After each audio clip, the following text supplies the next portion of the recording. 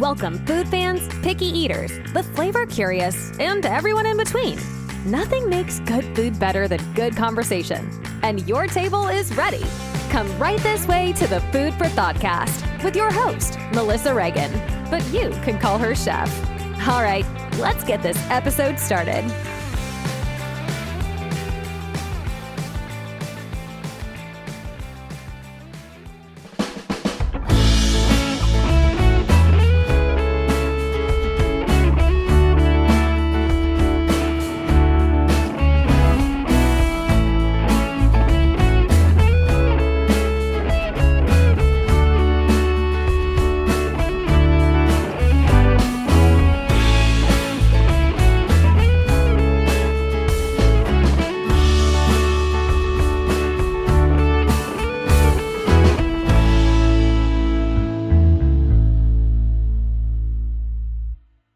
As a chef and a person who loves all kinds of food, I'm always looking for ways that I can emphasize quality over quantity without feeling like I'm missing out or depriving myself of the things that I love. And I love pasta.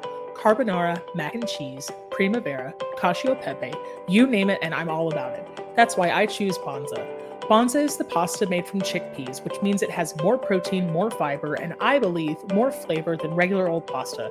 Seriously, if you go in my pantry right now, there are 2 boxes in there awaiting their next culinary adventure. Bonza has over 12 different kinds of pasta, including penne, rotini, elbows, and cavatappi, which is my favorite, because all of those curves and ridges hold even more delicious sauce.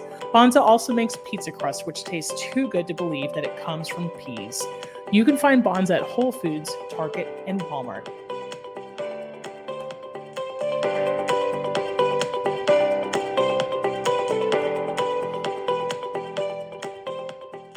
Hey there, food fans. Welcome back to the Food For ThoughtCast with me, your host, Melissa Reagan. As always, you can call me Chef. I hope you're having an amazing week. This week, the Food For ThoughtCast has gone to the birds, and we are game for it. I'm going to make 50 puns during the recording of this, and no egrets. No egrets. Did you see what I did there? Joining us today is Steve, everybody's favorite good cooker, Stephen Gonzalez. Yeah. What's up? Hi, how's it going? Fantastic. How are you? Yeah, of course. How are you? Doing good. Great, and getting ready to talk about birds and wild game. Would you say that you're game for anything? Aha, I see what you did there. I find it most fun to make the joke, point it out, explain it, and then make it again, because nothing says persistent like, a lack of awareness. At some point, you got to figure out how to throw in like the sitcom laugh. Ha ha ha! Yes, I've got to get a laugh track on this thing for every single pun and fart jokes, right? Exactly. So before we get started, I have to ask you, just like I do every single time, what was the most amazing thing that you ate this week? You know, today I went out to Odessa College, and one of my friends' moms happens to be a culinary instructor there. So they've got a little restaurant in there with their program. And so we had some wild mushroom risotto, a little bit of some braised short ribs. Everything was delicious. For culinary school, it was awesome, and it brought back a lot of memories. So that was the best thing I've eaten this week. That sounds amazing. Yes, I do. I haven't had a braised short rib in a hot minute. And for those of you who don't know, Stephen and I went to culinary school together. There was also a cafe and restaurant on the premise there. And yeah, it does bring back a lot of memories. It's crazy. It feels like it was yesterday and 50 years ago, all at the same time. I'm pushing 20 now, right? Ooh. Let's give our age away. You shut your mouth. I won't have it. Oh man, that sounds like a delicious meal. I had some pancakes and bacon today. I'm not mad at it. I folded the bacon into the pancakes like a giant taco and dipped each breakfast taco into gravy and maple syrup, and I don't regret a thing. So that sounds exquisite. It's not mushroom risotto and braised short ribs, but hey, whatever makes you happy. Exactly. All right, so we're talking all about game birds. What are they? The best ways to prepare them, what we think goes best flavor-wise, etc., etc. So first, we have to start with what birds are considered game. So according to the internet, which makes it 1,000% true, you've got grouse, pheasant, quail, wild turkey. Any thoughts on that one? You think it's necessarily game? Yeah. Oh, yeah. Most definitely. If it's wild turkey, yeah. If they're Sure. farm raised, then it's no, not the same. All There's right, two then. different sizes. You know, if have you ever shot a wild turkey before? Nope. Well, only at the bar. Insert fun here. Insert Laugh jokes track. here. Laugh track. The laugh track. I gotta No, get it's on crazy that. because wild turkeys are a lot smaller than the commercially raised ones. And they have a slightly different flavor to them because of course, their diet and whatnot. So I would Right. consider wild turkeys wild game. Absolutely. Yeah, that totally makes sense. Moving down the list, you've got bob whites, which are related to quail, the dusky Mhm. grouse, partridge, the partridge family. Just kidding. Woodcock, which I'm going to say several times more because that's hilarious. Doves, I feel like you're gonna have ptarmigans. to bleep that one, you know. No, I'm What leaving it in. bleep? No, but it's not ptarmigan, but ptarmigan. If you're interested, ptarmigan. Sandhill cranes, the sage grouse, anything in the pigeon family, which sounds absolutely terrible. Snipe, which I thought was a joke, and teal, which is a type of duck. So here we are. I have had a few of those. I can't say I've had all of those. I haven't But had yeah, all of these. Yeah, I haven't had all of them, same. but a few. Right. Right. Yeah. So specifically in Texas, we have most everything from the dove family: quail, ducks, geese. You have Mhm. different types of doves: rock doves, white wing, quail, scaled quail, the bobwhite quail, turkeys, and pheasants. Do you have a Yep. favorite game bird, Steve? So my favorite game bird to cook and eat is I love ducks. Anything duck is one of my favorites. When I'm at the ranch, when I'm hunting, of course, it's either dove or quail. I'm a big fan of that, but I also grew up with that. So being born and raised in Texas, we shoot them every Labor Day weekend, and that's what it's a tradition for me. It's Sure. actually better than Christmas because um, I can't explain it. It makes me feel really happy inside. Am I happy about killing innocent birds? Not necessarily, but I enjoy the camaraderie. I enjoy preparing the birds because everything we shoot, nothing goes to waste. Right. So, yeah. Right. No, I totally get that. And the only things that I shoot are the breeze, craps, and liquor. But but it's really no judgment on anybody, right? It has a lot to do with where you grew up, how you grew up. I Mhm. really enjoy eating it. I've just never been involved in the hunting part, right? But I love quail. I consider it to be kind of a gamey, tiny bird that's all made up of dark meat, I think is a fair Pretty much, yeah. assessment. And I Yeah. love duck a lot, but it has to be done well. The flavors have to be done correctly. And there's a lot of things you need to do in the preparation of duck to make sure that it comes out right. That it doesn't taste, muddy, or that you're not using the ingredients that are going to accentuate the gamey flavor, right? You want to cut Yeah. that in some of those birds. And then, man, with quail, it's like, bring on the bacon, you know? Yep. Now, anytime I cook duck, for some reason, duck breasts have to be cooked medium, and the legs have, of course, are well done, But I Sure, always have to sure. confit the legs, and then the duck breast, I always have to smoke them and then either grill them, pan fry them, finish them in the oven, whatever the case is. But I never cook duck breast well done. Yeah, I mean, I think you have to treat a larger game bird just like you would a chicken, right? And so if you cook chicken Mhm. breast well done, it becomes tough, it becomes dry. Even if you're using like a slow cooking moist method, it really has the tendency to become stringy. And the Yeah. same can be said about duck. And then talking about duck confit, using the legs for this, we have to jump back to the coming to terms episodes, part 1 and part 2. So confit, of course, means with fat. So typically, right, you're going to use that duck fat to slow cook and render out Mhm. more duck fat, basically, right? Or you could use another. Do you ever use like an alternate fat to cook the duck legs in? I have used olive oil. Mm-hmm. That's about all I've really used. desperate times calls for desperate measures type of deal. And they still came out really, really good. But of course, I will spend the money to get the duck fat. And of course you can use it for quite some time, and then you can use it and then use it again, then use it again, use it again, because it's more flavored each time you use it. So I'm always a fan of that. Yeah, absolutely. I mean, I think with any kind of fat that you're using in the kitchen, it's just like cooking with it properly, right? Not taking it past the smoke point or where it's going to taste burnt, cooling it properly, and then straining it so that doesn't get any like funky bacteria or any sort of like weird off flavors. But man, duck fat is a thing that it's like the gift that keeps on giving. Exactly. If you use it for eggs, 100%. Potatoes, anything. Oh yeah, starches and duck fat; those two just go hand in hand. I don't think there's a better pairing. I think it's better than peanut butter and jelly, personally. What? Well, we might have to throw down about that. But... yeah. And then, so what you do is you get your peanut butter and jelly sandwich, and then pan fry that with some duck fat. Oh.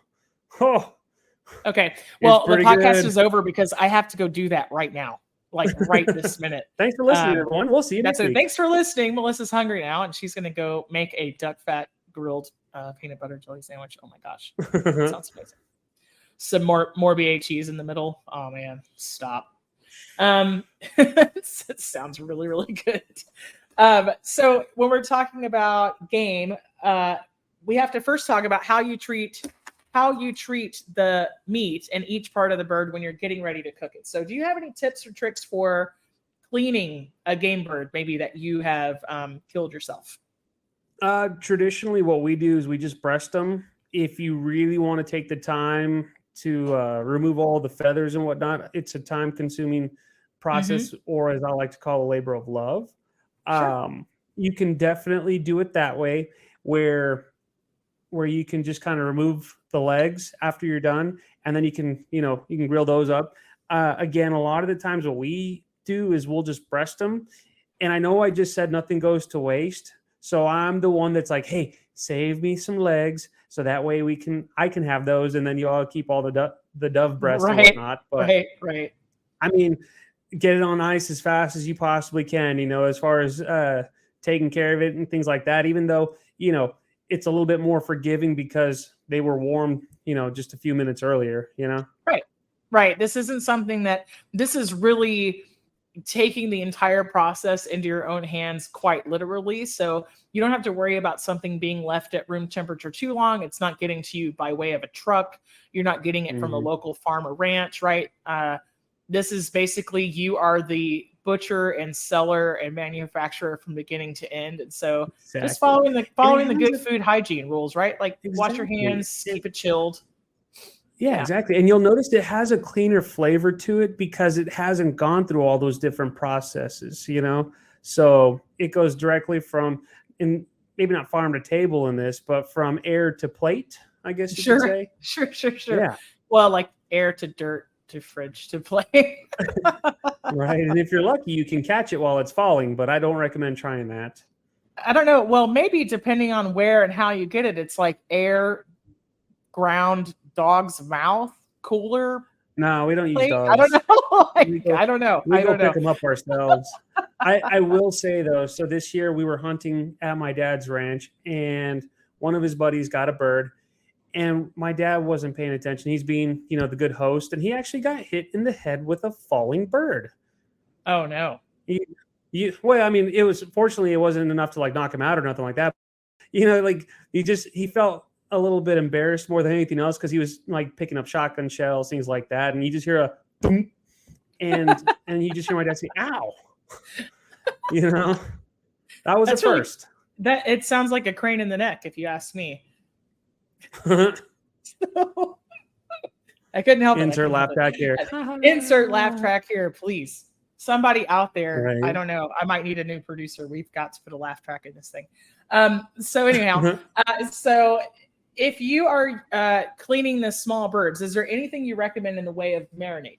For marinating, I mean, you can use whatever you want. I would just say be careful if you use anything acidic. Like I know a lot of people love to use vinaigrettes and whatnot, like for marinades, like for beef and things like that. Sure. You can do that, but I don't recommend doing it for very long. in my opinion, 10 out of 10 times, a simple salt and pepper is always the way to go. But Right. and then maybe some olive oil. But even then, you don't even need all that, Right. because they have, again, going back to that clean flavor, like you don't really need to add a whole lot of extra ingredients for it to be a good tasting piece of meat. Yeah, I mean, I tend to agree with you on the whole. I think that for people who are really turned off by gaminess, it kind of falls under that umami when you're talking about the 5 different tastes. And so you might need a little fat or acid to cut that richness, but you want to add it on the back end of the recipe. And so something I tell people that is, if they want to use acid in a marinade, they need to change their mindset about what that acid actually is. And so much like I will soak a freshwater fish such as catfish in like buttermilk the night before, what you're doing is you're letting the lactic acid break down some of those off taste. And I feel like that same approach works really well for things like pheasant and quail and even duck, depending on how you're going to use it. So it's not an acid like vinegar per se, and it's not going to toughen the meat, but that lactic acid that's in the milk is going to help tenderize, and then it takes some of those like off flavors away. But like you said, if you're getting it straight from a hunt, right, it's not going to perhaps taste as gamey because it's not going to sit as long. And so I think salt and pepper is a really great place to start. One thing that I like to use with game birds is juniper berries. Juniper berries have a little floral. Yeah, they got a little floral thing going on, and a little astringent. So it's kind of like the same idea as like when you use wine in a marinade. But like you said, the game birds are so small, you wouldn't want to hit them with wine. You'd be turning it into jerky before you had a chance to cook it, right? Yeah, exactly. So I do like the juniper berry with game birds. I also enjoy fruit with my game birds. Now, even though I'm saying as far as preparing it, you just need salt and pepper, keep that part simple. But if you have like a good little, I've always enjoyed like blueberry and vodka sauces or plum and miso, things like that. You know, I feel things to complement the final product go a long way, you know?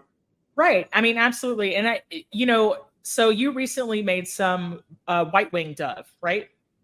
Yes. Tell us about that. I had some left over. Yeah. What we did was I cut every single breast in half. So each one had just one. I like to do plum and miso with that. For me, plum and miso, they are a very unusual pairing together, but they make sense when it's done right. And so growing up in South Texas and the border, even Texas period, it's always dove breast, bacon, jalapeno, and cream cheese. And that's a staple anywhere you go. Anytime you go hunting, someone's going to bring those poppers. So I kind of went a different direction with that. And I did plum, miso, the dove breast, and bacon. And what I did was, of course, you still season your dove breast. You get that plum with that. You get a little bit of miso paste and you rub it on the bacon. Now, granted, bacon's already very salty. So people listening, there's a method to the madness. What happens is that miso paste is going to warm up and get into the plum. It's going to get into the dove breast.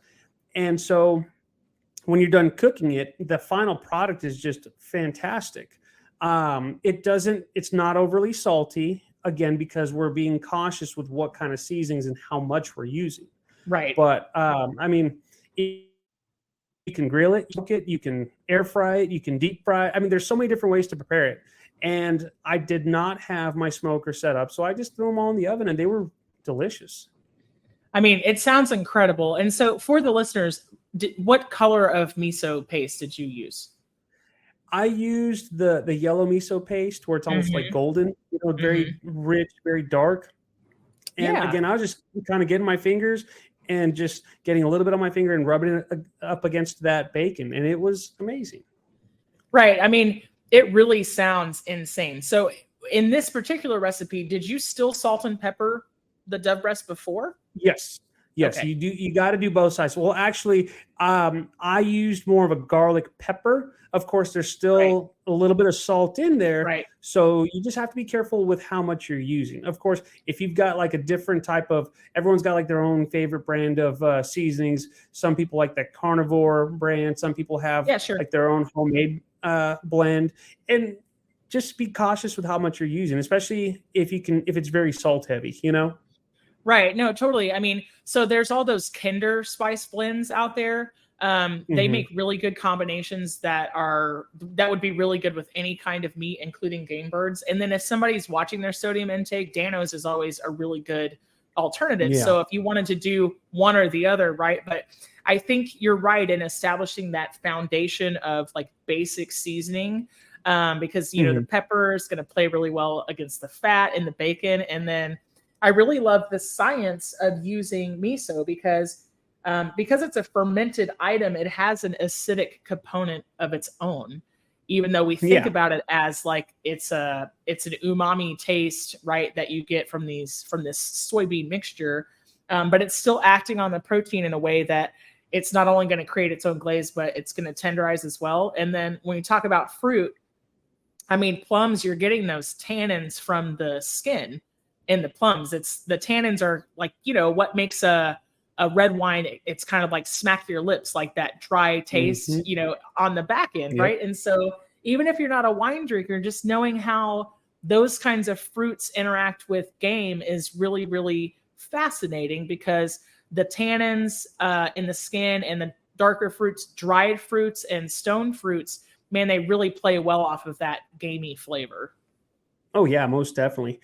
And something that I also have to do is you also have to season your bacon as well because it's, believe it or not, it makes a big difference. If you rely on the saltiness from the bacon, you're going to be disappointed with the final product. You still have to season your bacon. It sounds crazy, but it's true.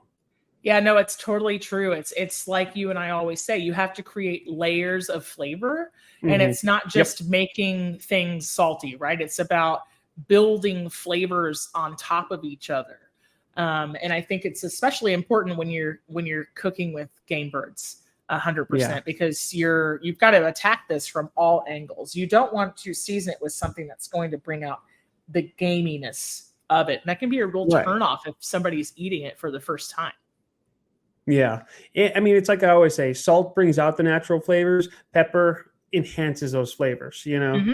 So Yep. if for those people listening who are like, oh, you just throw salt on it, it's like, well, there's a little bit more science behind it, Yeah, yeah, yeah. And And then then the other thing, go tasting it ahead. at every stage of the way. Sorry, tasting it at every stage of the way is so Oh, yeah. important. Yeah, exactly. I mean, I'm not opposed to eating raw bacon. I actually like a little bit here and there. No joke. Of course, raw plums, they're always good. But, Right. I haven't gotten to the point where I'm ready to eat like raw dove breast. I'm not quite there yet, but getting there. Not not quite yet, but that's one of the reasons, right? Like we as chefs like to use kosher salt at least, right? Because Yep. it's big enough to where you're able to see if you already seasoned something, and so it's a very visual Hmm. process, right? Like you're not going to taste raw pheasant or raw dove or raw duck. I mean, if that's your thing, like go after it, but I'm not doing it, right? And so you want to be able to Yeah. see what you seasoned and see that it's covered sufficiently. Yeah, exactly. And then what I also have noticed, if you're going to do stuff like that, like where you make your poppers, you have to use a real thin cut bacon because if you use something real thick, by the time that your bacon's done cooking, you've just annihilated your game bird. Like it's just dry, it's tough, it's chewy, and it tastes like liver. Yeah, That's the problem. absolutely. I mean, and that's another thing, right? Is these game birds, with the exception of a turkey or geese, obviously, right? They're small. You're talking about really, Yep. really small. So you for quail, for instance, right? You're talking about maybe two or three per serving. It depends on what Hmm. you're doing with it, right? But you have got to consider you're not roasting these low and slow. You will turn it into a piece of cardboard. Yeah. Even if it's more easily identified as dark meat versus white meat, right? Like if you're comparing it to a chicken, but a chicken is something that benefits. It has a fat, right? And it has like a thick skin, and it has that visceral fat that in a long and slow roasting process, it's basting itself. With these game birds, you've got to give them some help, hence the bacon, right? Yeah, So most definitely. for sure, for sure. I want to give a little shout out to my dad. Hi, Dad. My dad taught me a venison recipe that I feel like really works beautifully with quail as well. And Okay. so the idea being that you will take that piece of backstrap and stud it with garlic, which is on its own acidic. You will stud it with dill pickle slices, which sounds strange, but hear me out.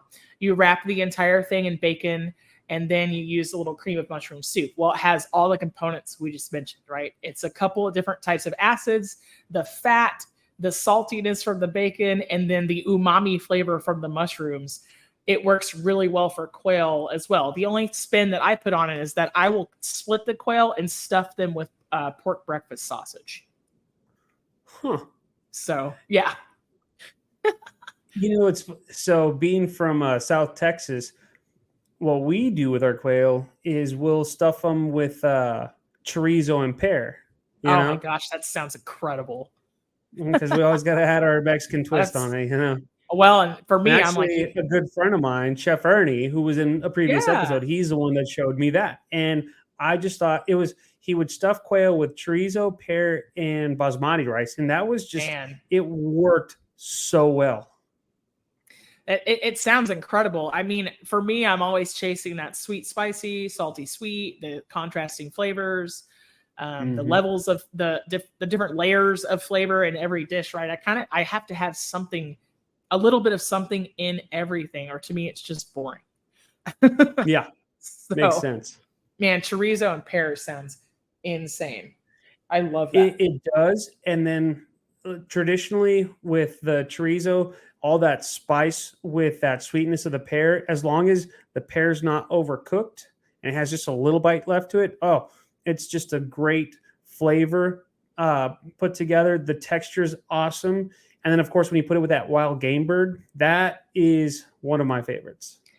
And I can't really imagine, what would happen if you overcook the pear, right? I assume in my mind right now, it really sounds like the pear needs to have a little bite to it, kind of like pasta. Not super, I don't like super al dente pasta, but it needs to have a little bit of texture. Because to me, I'm like, if you overcook pear and it's with chorizo, it's like now you got like sausage with applesauce. Like it doesn't sound great, So what you do is you cook your chorizo. When all the fat renders out, you take that out, and then you use that fat to just get a quick little saute on your pear. And so you do it all, in steps. And when it all comes together at the very end, it's just magic, That's the beauty of it. It sounds so good. It sounds incredible. Oh, it was one of my favorite dishes that Ernie put together. Well, for smaller game birds, when we talk about, bringing out the right flavors and avoiding the wrong flavors, some generally kind of commonly accepted like things to avoid are heavy citrus, because the citric acid is going to bring out the wrong flavor. Yeah, no, I agree with you on that one. It's almost it's almost like when you overcook like a ceviche in acid and it's just tough. Yes. It's chewy. It doesn't taste right. It's almost metallic. Yeah, that you'll have the same exact results with if you do that. A heavier acidic flavor with your game birds. I've never been a fan of that. So again, you balance that out. I remember growing up in the industry, and another fantastic chef that I worked with turned me on to vodka and blueberry. And once he was able to explain why, kind of gave me a rundown of how to do it, I've never looked back. Ever since then, it's just like this makes sense. Nothing else really makes sense with game birds, And it's not that you're like some people will say, oh, it's a sweeter meat, but no, it's just a very well balanced piece of meat. Right. I mean, you need a little acidity, but you need the right application, and the sweetness and fruits that are like stone fruits or thought to be fall fruits, or really blueberries, I feel are really set apart from other berries. They are ruddy, right? They have a complexity that, strawberries are like bright and sweet. Blueberries have their own umami. They can taste kind of earthy. Yeah. Right. And that's that same idea. But like generally, stone fruit, plums, peaches, apricots, those are things that have been paired with small to large game birds since the beginning. And then the larger the bird gets, the more leeway you have with the acidity. So that's why like duck à l'orange works so well, but duck has so much more fat on it than something like a quail. Right. Yeah. So let me ask you this. When you do your duck breast, do you leave the skin on or do you take it off? It depends on what I'm using it for. If I am leaving it on, I'm going to score it and sear it because I like the crispy skin. In the very like one-off situations where I'm going to make like let's say I'm making like endive leaves stuffed with like cranberry goat cheese duck salad. It's like a cold cooked type deal. Then I'm taking the skin off because that's weird. Makes sense. Yeah. I do like a cold smoked duck. What I used to do is I would remove the skin and I would render out all that fat until that skin was real crispy. And then you slice it real thin. And then you have like a duck chicharron. So then you can add that with your salad. Yeah. Oh yeah. Or duck cracklings, whatever you want to call it. And then you put that like on top, with maybe like some pumpkin seeds or something like that. And that way you got that nice little extra crunch texture to it. And that way you're really utilizing every bit of that duck breast, Yeah, man, that sounds incredible. I love a recipe where you're using every bit of everything. And it's a style of cooking that we've gotten away from, especially as more generations of people have no idea where their food comes from. And so, I mean, it sounds rather privileged for me to say that. If I had to live in the woods, I would starve to death because I don't know where tacos or sandwiches hide or live. I'm not saying that I could go out with a crossbow or a gun and be able to feed myself, but I do understand like how to process the food from its natural state. Right now, getting it there, I don't know if I'd have to wrestle a squirrel to the ground or what, but like, you know what I mean? Like it's, I love the idea of cooking like snout to tail, as they say. Yeah, exactly. It's a little bit, I won't say rewarding because some people might misconstrue what I'm saying, but it's definitely, you feel different when you kill the animal yourself, you process it yourself, and you use as much stuff as you possibly can. Like for example, I want to say 7, 8, maybe 9 years ago, I went to my dad's ranch. We killed a pig, you gut it. And then I kept like the liver, I kept, the heart, things like that. Now I do like offal, but I don't know how to cook, like, for example, lung or brains, things like that. Like it's not that that's where I draw the line. It's just that I've never prepared those myself, but everything else from snout to tail was utilized. Of course, the backstrap. I tried to make a ham, where I actually like salt cured it and everything. It was really good. And I still have some all these years later. I'm petrified to eat them. But at this point, it's almost like, well, I know I need to just throw it away, but it looks cool. It's a story. It's petrified or you're petrified? Both. Yes, definitely both. But like, I prepared, I made head cheese. I used out of the head. I cooked the ears. I even cooked the tail too. Like all that stuff is out of this world. And like I said, just knowing that I'm the one, like this was all me, Sure. So if I was ever stuck in the woods and I had like a bow and arrow or a shot or a gun or something, I might be able to survive for a little while, but right. I have to actually be good at shooting and using a bow and arrow and stuff. I'm not the best, Well, I mean, I think it's an incredible privilege for us as people, period, right? That we can sit there and hypothesize this situation where we would be able to like live off the land, right? Luckily, we don't have to do that, but I think getting intimate with your food supply is like kind of the next best thing. Just knowing what you can use, what you shouldn't use, and how to make it taste really good is just it's a really good skill to have all the way around. And then speaking of like bits and bobs and parts and pieces. Have you ever had like duck tongue? Is that a thing that you mess with? Yes, actually Yeah. I have. I've never prepared it myself, but I've eaten it and it's delicious. You know, Really it's the good. same thing as like having chicken feet. Like it's crazy because there's actually like little bones and stuff in them. And so you're eating this thing like a tongue, and you think there shouldn't be anything hard in here, you know, but yet there is. And when it's done right, oh, magic.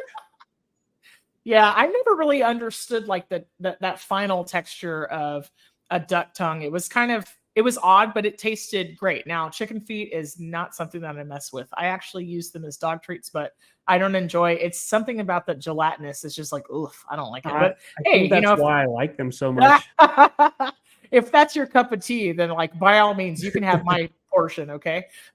whenever we go to San Antonio and I get a chance to eat dim sum, I always go after the chicken feet because it's just fantastic. You know, the way that they cook them, the way that they season them, and the sauce that goes with it, it's just out of this world. And of course, it's kind of gross because you're like spitting out little tiny bones here and there. But, you know, at the end of the day, I just can't get enough of them. I mean, you know, it might be something I could try again at a different time in my life and have it be prepared differently. Like, you know, be exposed to it in a different setting, and then maybe it'll become my favorite thing. I will circle back to you mentioned duck à l'orange, and I haven't made that in years, but that is still one of my favorites to this day. And what I also like to do is I'll take out the actual orange, like the juice on it, and I'll try different flavors like peaches and things like that. And I'm usually never disappointed, you know? And I don't know what made me think of that right now, but I think it's just because you mentioned duck à l'orange. And I remember learning that in culinary school. Do you remember that? Oh, yeah, 100%. I mean, it's one of those timeless classic recipes, and I think everybody learns it in culinary school. I will make a cheater version every once in a while. Now, it's not too often that I'm getting my hands on duck breast, but every once in a while there'll be a really good deal, like over at Central Market or Whole Foods or somewhere like that. And I'll make a really simple orange pan sauce with a little wine to deglaze. I'll caramelize a couple of orange slices. I might throw some golden raisins in there, and then I'm just searing the duck breast, scoring that skin like in a diamond pattern down to the flesh, right? And then gonna sear it until it's super crispy and golden brown, and then I'm gonna kind of braise it until it's. I cook my duck à l'orange. It would be overcooked if it was served in a restaurant, to be quite frank with you. But that's what I like at home. So, yeah. If I did that at a restaurant, I would probably pre-confit all the duck legs. I would just do like straight up duck legs, you know, and then I would probably cook the duck breast, you know, a la minute. And but yeah, I would have that sauce like you make that pan sauce, and then you just kind of, for me, I would remove that that skin, so that way I could do like the that crunchy crackling things like that. Right. But I totally get it. Yeah. Now, what would you serve it with? Would it be like haricots verts? Would it be asparagus? Would it be like what would you do? It's probably going to be like a wild rice blend, not straight wild rice because I'm not a super fan of that texture, but something earthy and nutty, like a couscous or you know, like a white and wild rice combination that I'm going to play on the fruit flavors again, like a dried cranberries, golden raisins, something like that. Maybe throw like a pecan in there, an almond. But yeah, it's so good. I would probably do like some sort of real crispy, like potato, like Anna potatoes and stuff like that. Yeah. I actually don't like green beans or haricots verts. Well, I mean, pretty much the same thing, but I would probably use those for a restaurant setting. Now, if I was making it at home, I would probably try some different. I'd probably do broccolini or something, you know. But yeah, I mean, I think there's a lot of like really strong greens that can stand up to that flavor because it's so umami. Like duck has such a specific flavor profile that you can get a little crazy with the sides. Like you might do like a purple or blue fingerling maybe as a different play on it if you weren't doing like the Parmesan, but definitely like a really good way to utilize the duck fat. And then I'm super over haricots verts. I think I ate so many of them in culinary school because it was like what they put with everything that Now on the flip side of that, I'm not a flat, broad, like Italian green bean type of gal either. Like I like Yeah. a southern, like more closer to a string bean with like bacon and onions, but then you have to cook it so long that it's not green anymore. So yeah, Right. but there's something like squeaky and squishy about haricot. I'm just not down for that, to be quite honest, unless they're pickled. Now, if they're pickled, all day long, like quick pickled or canned, yeah, because they're Still crunchy. can't do it. I don't know. Well, Maybe. that's because you're a dill hater. That's why. Well, yeah, that's true. You know what though? I am coming around to dill I know. pickles. I'm Okay, so slowly but proud surely. of you.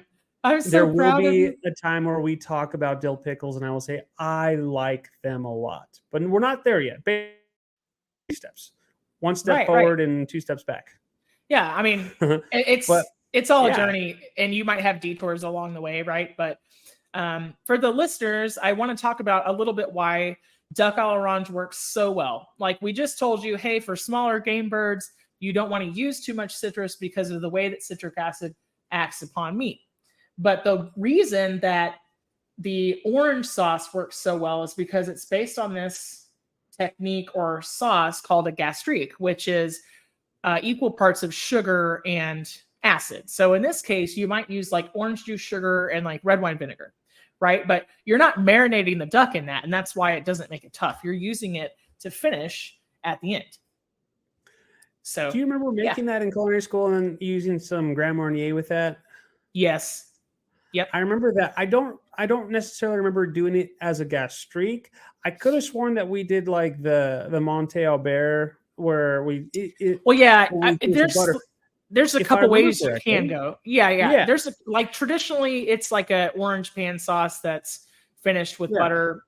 I mean, maybe you flambe it. It really has been almost 20 years, Steve. Yeah. It's but you know, the gastrique is the direction that I go with mine. So yeah. And that à l'orange sauce, believe it or not, goes great with seafood too. Have you ever tried it with scallops? Scallops à l'orange? I haven't done Oh, buddy. scallops, but I've done trout. So yeah, it's just good. Yeah, that sauce is just amazing. But yeah, I never really thought of it as a gastrique. Like I said, I always thought of it as like a butter finishing sauce. But now, like, if I did it, I would probably do apple cider vinegar because to me it's a little bit more mellow than like red wine vinegar. Yeah, no, I totally know it doesn't, but I can see that now. It's making my mouth water. I think it depends on what you're using for sweetness, right? So you're 100% right. Traditionally, in the French way, that's a pan sauce that you create. My take on it at the house, right, is going to be more of the gastrique direction because I want to utilize some other kind of acid. So, for example, right, if I was going to garnish it with cranberries, I would soak them in the red wine vinegar first, rehydrate them, and then saute them with whatever I was going to, put with the duck, and then take it from there. Like the Grand Marnier is an excellent touch because it's going to provide some depth that like regular old orange juice doesn't.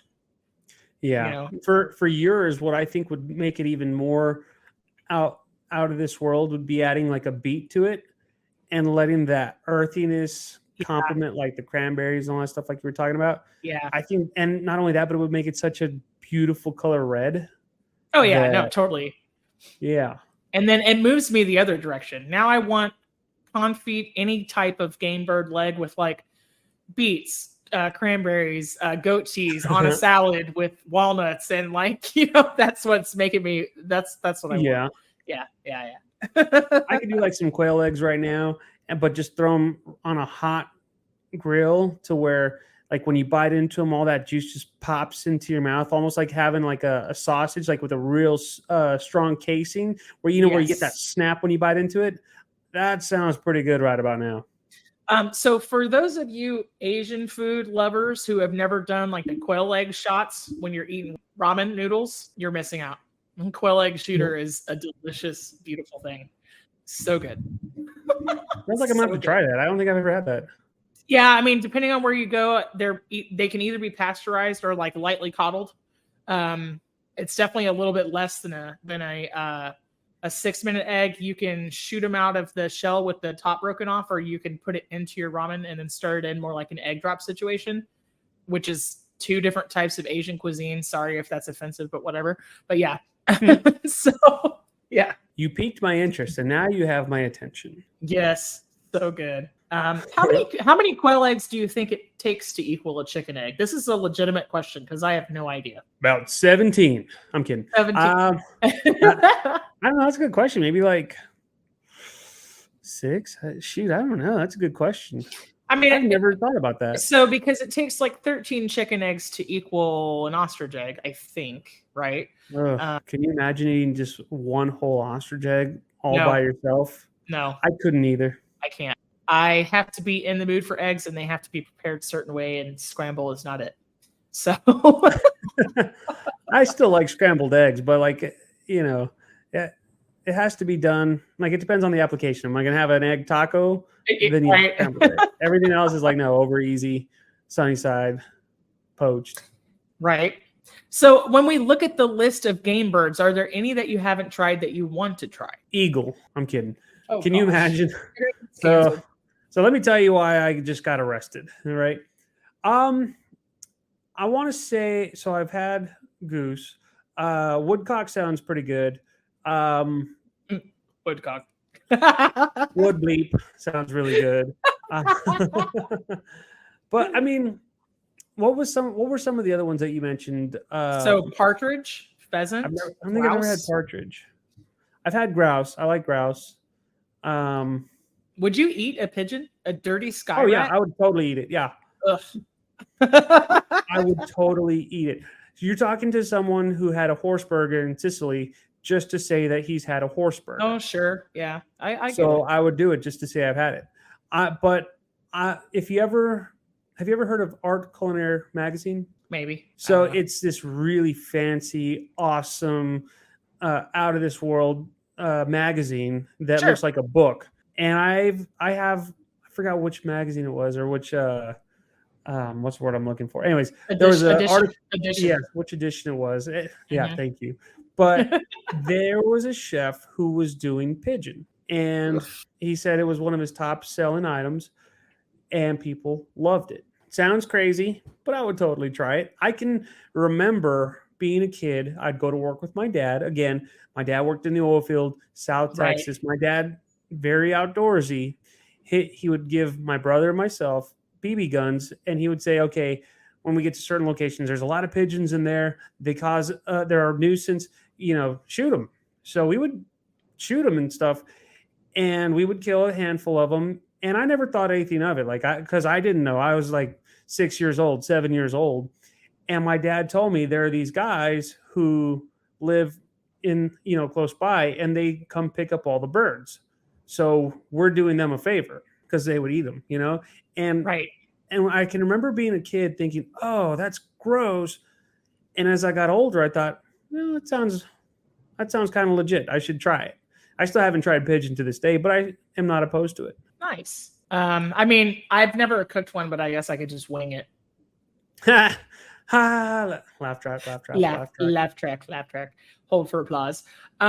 So I have only had pheasant as part of a terrine that had other meat in it, like mainly duck, and so I don't really know if I was able to taste it apart from the duck and everything else that was in there. And then plenty of quail, lots of dove.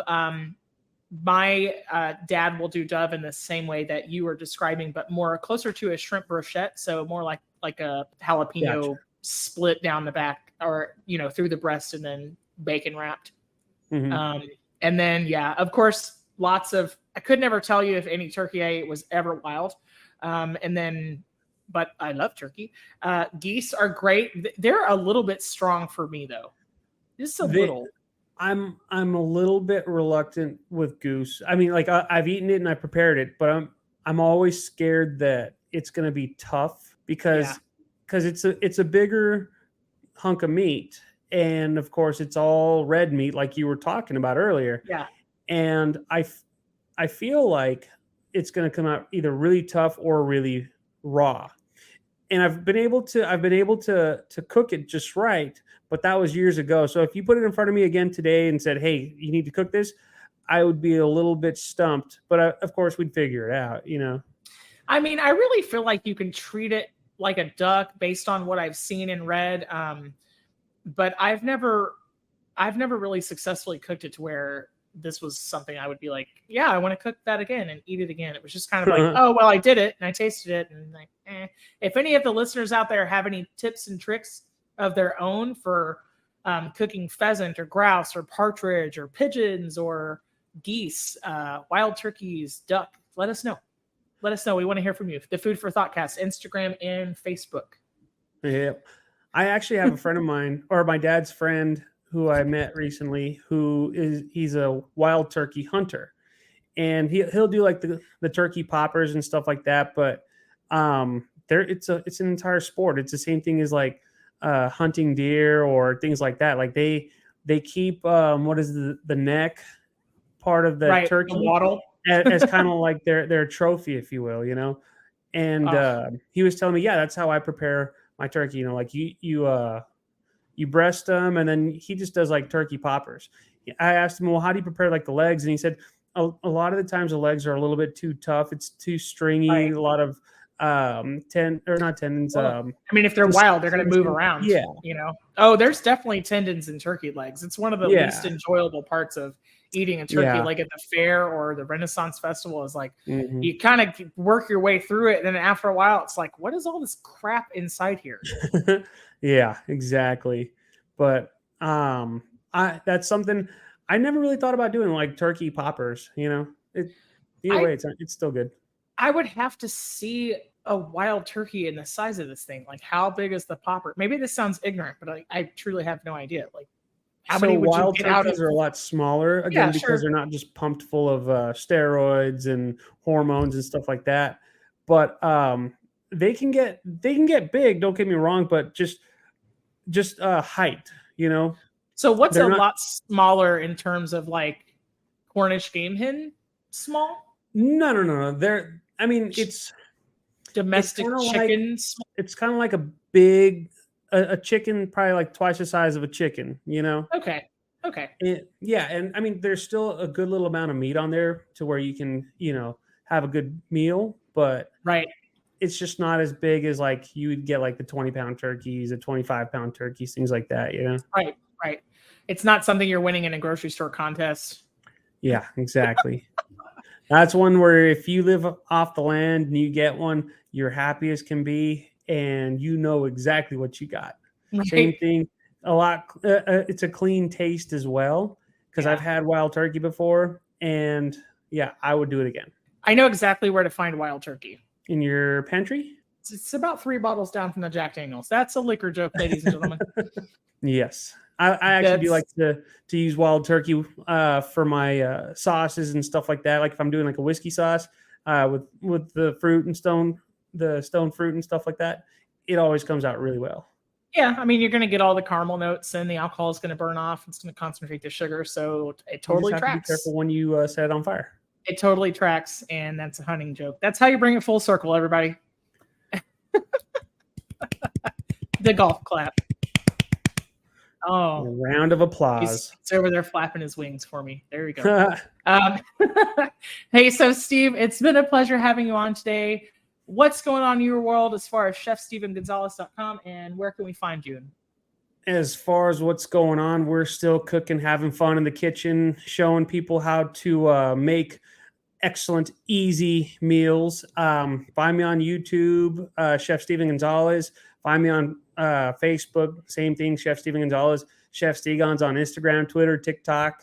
Go to chefstephengonzalez.com. If you haven't gotten a copy of my cookbook, you need to, because there's a lot of good recipes and ideas. So that's what's going on.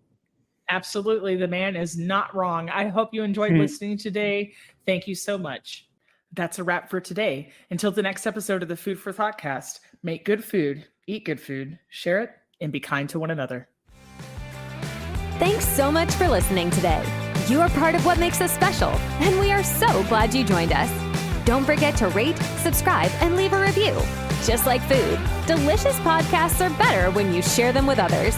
Come back for seconds wherever podcasts are served, and we'll catch you in the next episode of the Food for ThoughtCast.